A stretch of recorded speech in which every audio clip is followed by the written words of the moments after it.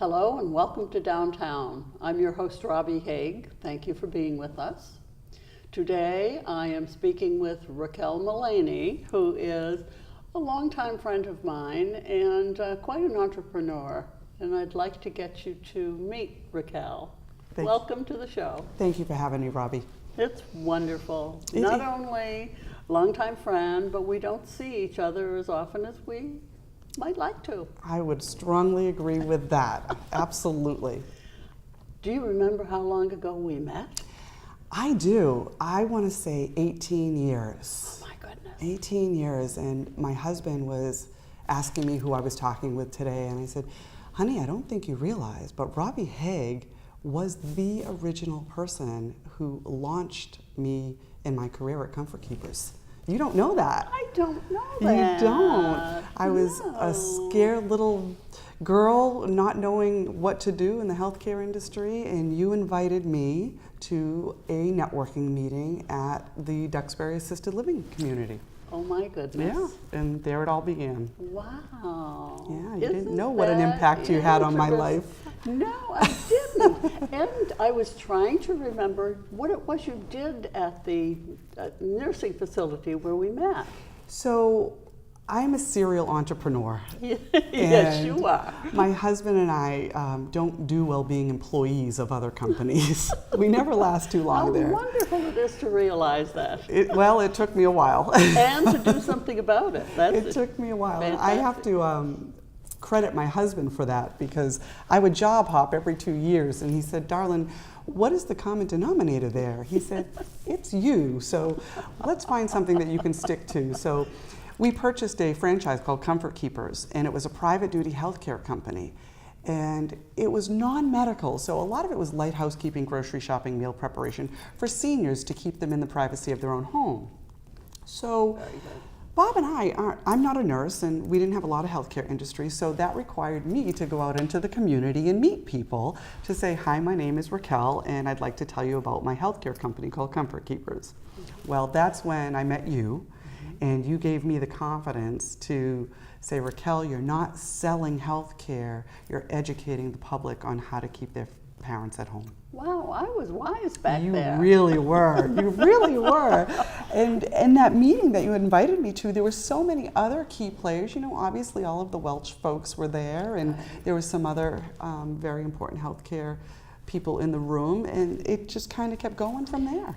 I don't think we really realize until a spark hits us how important it is to network. Getting out there with people, you know, like people, and that's such a good point, Robbie, because I remember, again, I didn't come from the healthcare industry, and I had no sales experience. And that was a 4-letter word for me, the word sales. So I remember one of the first things I did after I met you was join an organization called the South Shore Women's Business Network. And I thought selling was walking into a room and handing out as many business cards as I could. Well, the South Shore Women's Business Network slapped me into place and let me know that is not how you network. And it was that organization that I really do credit for teaching me education skills as opposed to sales skills. So, and I still, today, 20 years later, I'm still a member, past board, past president, but still stay involved and try to give back to them as much as I can, because they gave so much to me. Excellent. Yeah. And like you say, networking, wow. Yeah. It's a great deal more than anyone really anticipates. Not only that, but women network differently, and we sell differently than men. So I think that was a big lesson that I learned, and hopefully learned quickly.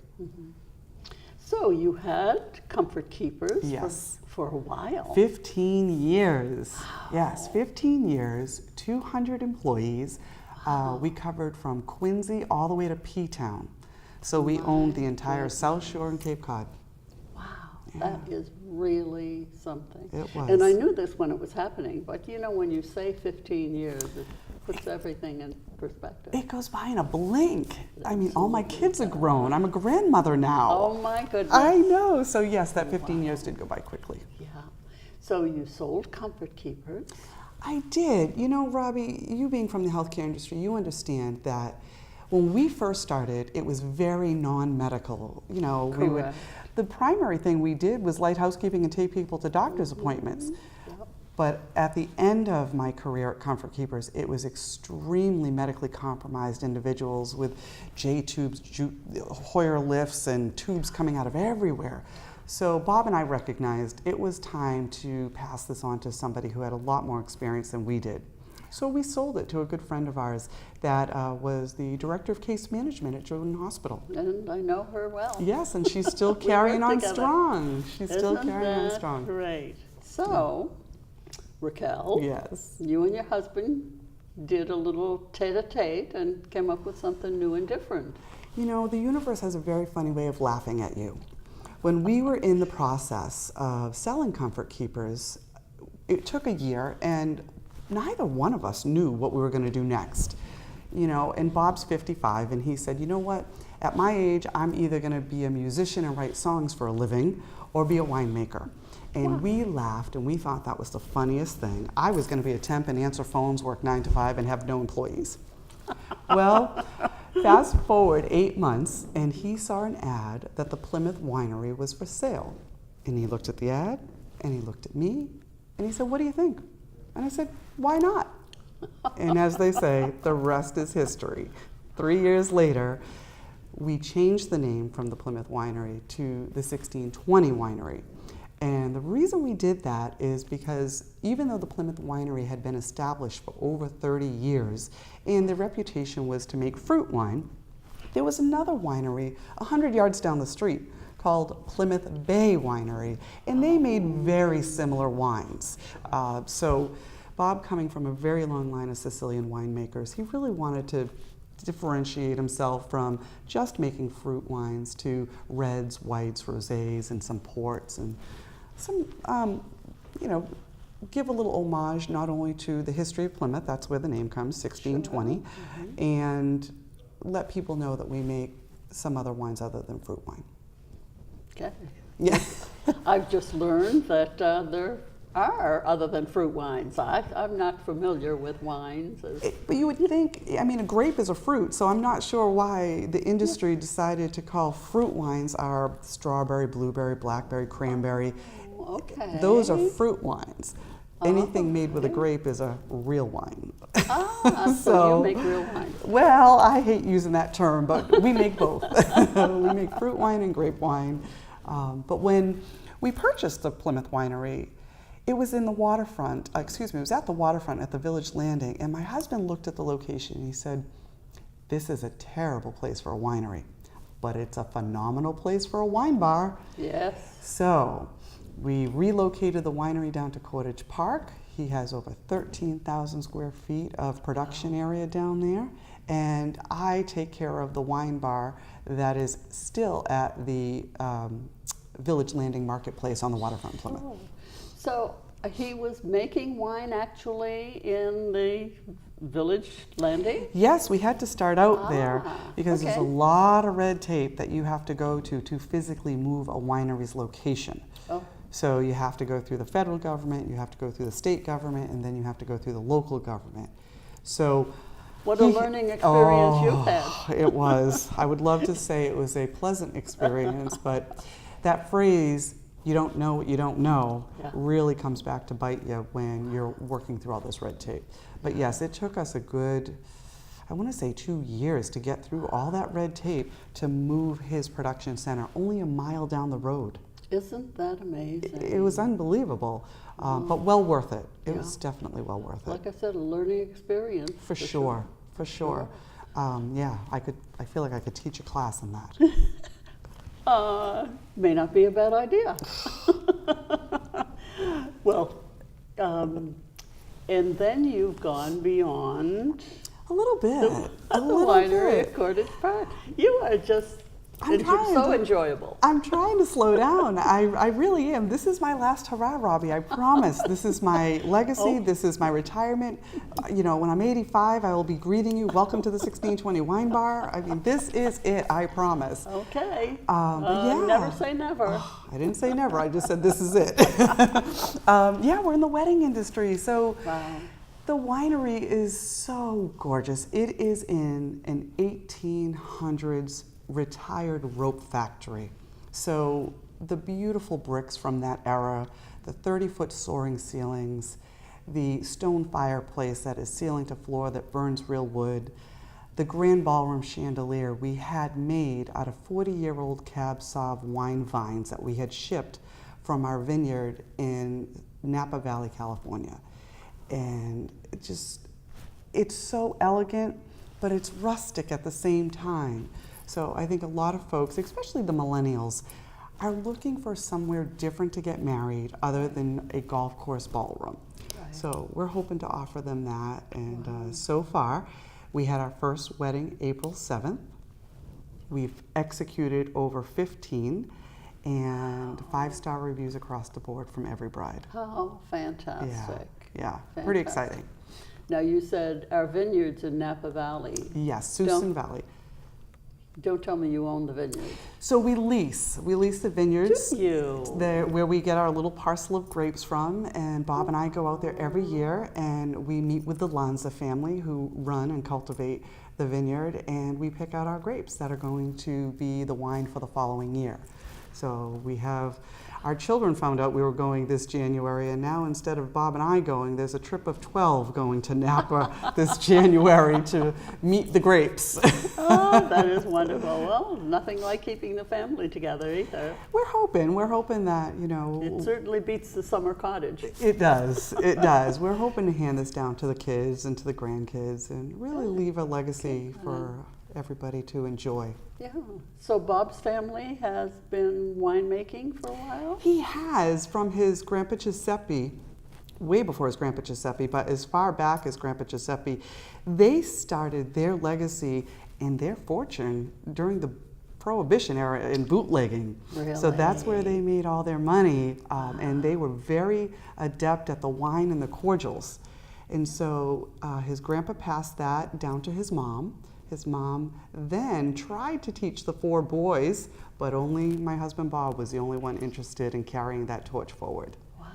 Yeah. So, and this has been on his mind for a while. It has been. He's been making wine for him and I for a very long time, in the basement or in the garage, and just for the 2 of us.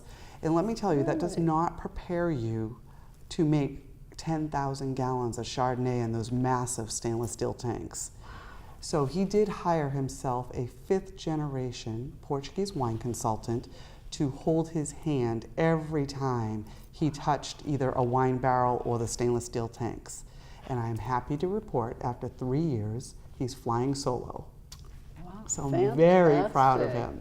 He makes over 22 different wines, so I'm very, very proud of him. Really? So does he have a lot of people working under him? No.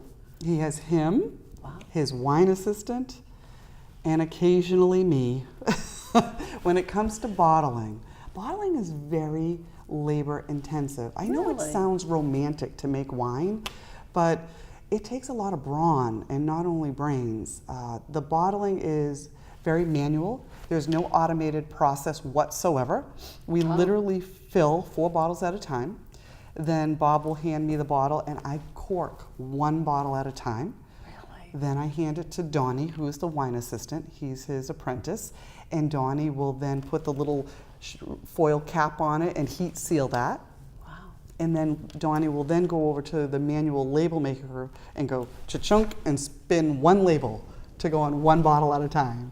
So it is very, That's very, amazing. very manual. That's amazing. Yeah. So I'm known for my puns, and so you are a real corker. Oh God, Robbie, that was terrible. I've been known to say words. Oh my But goodness. it's amazing that it's done on a 1-by-1 basis Oh in my this day and goodness. age.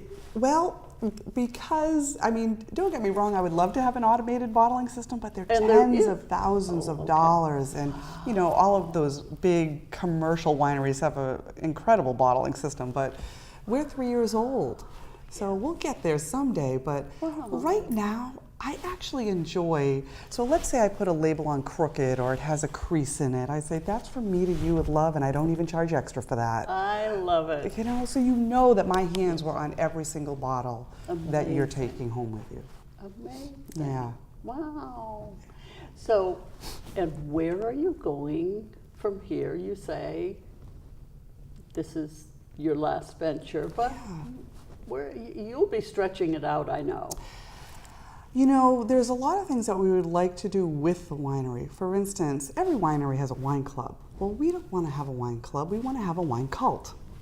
And our wine cult is going to be more of a private reserve club that you would pay for your membership, and only that would allow you to have access to very high-end wines that Bob will not offer to the public. It'll only be offered to the club members. It would also give you different perks and, you know, discounts to different events that we do.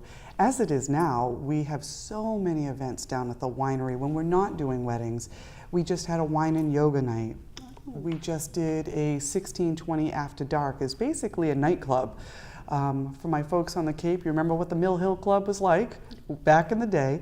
Well, we turn it into a nightclub. We do the disco ball, put a DJ, and we have a bar setting with tapas menu, and it's a place to go dancing. Which is something that has not been around in our town or Yep. any local towns. For a while. Wow. I think the last time was either Handlebar Harry's in Cottage Park Very good. or That's the a long while. Inverall. I gotta say it right. Inverall season? Yeah, because I always give it its nickname, and I just for all reasons. So the Inverall Seasons was a place we could dance, but all of those places have definitely gone by the wayside for a very long time. Right, for a very long time. Yeah. So you're bringing it back. We're bringing it back. So we do paint night, we do trivia night, we're doing Sunday brunches, we're doing comedy night. There's a lot of activities that are going on at the winery. So if they follow us on Facebook, they'll be in the know. Oh, very good. Yeah. Will you tell us what your 1620 Winery. Oh, Very easy. 1620 Winery at Cottage Park excellent. is the full mouthful. And we try to keep our website as up to date as humanly possible with all the events that are going on at the winery and at the bar. That has been my #1 challenge right now. Ever since the winery at Cottage Park opened, it's very difficult to explain to folks the bar is on the waterfront, the winery is at Cottage Park. So, because the bar opened first. The Yes. bar has been open for 3 years. Yeah. And the Cottage Park location just opened in April. Now the bar, was it called 1620 when you first went? No, it was actually called the Plymouth Winery because that's where she physically made wine. We're actually the third owners in that 30-year long line of history of the Plymouth Winery. So Bob and I are third. There was a gentleman named John. He was the original owner, and then he sold it to Linda Shumway and her husband. And her husband was the primary winemaker, and when he passed, she kept the tradition going. But she and her sister are in their mid to late 70s, and as I mentioned, making wine is a very physically labor-intensive process. So to keep up the pace, it was hard. So I think, you know, that was when Linda decided to sell the winery and say, okay, this is getting a little too physical. So she did make the wine in that location. Amazing. But it was a very small area, under 1,000 square feet to be able to make wine. Yeah. So that's very hard. You don't have room for a barrel room. You don't have room for stainless steel tanks. She was able to be successful by making her wine in polymer barrels, plastic barrels. Oh. You know, fruit wine doesn't need to age, and it doesn't need to be oaked. So it didn't Really? require, yeah, it just needs a little plastic barrel to ferment in. Oh, for goodness sake. And it only takes about, I'd say, 8 to 10 weeks to make a fruit wine. So Excellent. whereas a white wine can take anywhere from a year to a year and a half to make, and red wines 2 years plus for a Oh. good red wine. I had a friend who made the most magnificent blueberry wine. Yes. Oh, yeah. Mm-hmm. Yeah. In his kitchen, of course. Of course, But of course. It was We all wonderful. start there. Oh, sure. And then we shift to the basement, and then we shift to the garage because we need more room. And Yeah. yeah, the bigger and bigger it gets. So you're basically at the 1620 Wine bar. wine bar. That's on the waterfront in On the Plymouth. waterfront, And my husband, who is making the wine, is down at the winery at Cottage Park. So do you get to see each other at all? Well, I'll see him today because today there's a staff meeting, Oh, good. but not usually. You know, it's funny, when I was working at Comfort Keepers, we saw each other every day, all day. Not this career. This career, he is busy making wine every single day, and I'm busy smiling and pouring down at the bar. But you do more than that down at the bar. You have music at your bar. We do. You know, after being open for 3 years, yes, we do have music. We are open year round, so that is something I definitely want everyone to know. Every Friday and Saturday there is music year round. And after 3 years of my husband browbeating to serve food, I have finally given in, and we actually have a beautiful tapas menu. Today, actually, we are launching our fall tapas menu, and we are quadrupling the size of the wine list from 1 page to a 4-page leather-bound book. So we really have gone all out to bring wines at the bar from all over the world. And I think one of the hardest things that for me to convey to the public is we're not just serving wine. If your husband only drinks beer, or he wants an old fashioned or a Manhattan or some sort of martini, we have cocktails as well. So don't feel shy that you don't know anything about wine or you don't like wine. We still have something for you. That is awesome. Yeah. So you're open 7 days? We are open 7 days in the summertime. Right now we're in our fall and winter hours, so we're closed on Mondays and Tuesdays. During the week we open at 4, and on the weekends we open at noon.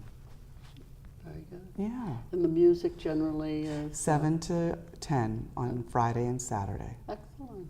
I do have a baby grand piano at the bar, and I get a lot of folks come in and say, when do you do piano? Well, I can't do piano in the summertime because everybody is out on our beautiful patio, sitting on the couches that overlook the water with the fire pits. And even now in the fall, they want to be out there with the heaters on, and I hand out blankets, and they're very snug as a bug out there. And we try to keep the patio open until November 1st, until the first snowflake falls. But in the wintertime, I still worry about football.